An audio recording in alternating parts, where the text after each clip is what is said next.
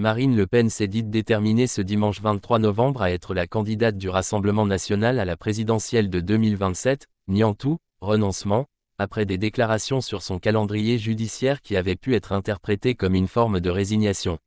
Non, non, je ne renonce absolument pas, je suis extrêmement combative, a-t-elle dit dans une interview à Ouest France. Un procès en appel début 2026.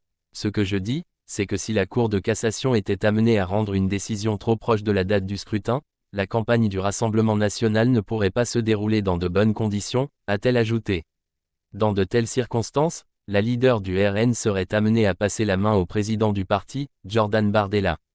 Condamnée en première instance à une peine d'inéligibilité de 5 ans avec exécution provisoire dans l'affaire des assistants parlementaires européens, Marine Le Pen sera jugée en appel du 13 janvier au 12 février 2026. L'arrêt de la Cour d'appel est attendu à l'été, mais Marine Le Pen envisage dans l'entretien à Ouest France qu'il puisse être rendu en septembre. J'ai déjà dit que je ne mettrai pas en péril les chances de mon camp politique à la présidentielle, ce qui a été interprété comme un renoncement, a-t-elle déploré.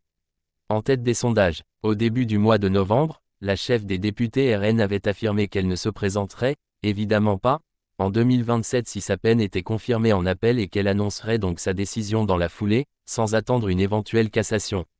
Marine Le Pen et Jordan Bardella dominent très largement les sondages pour la présidentielle.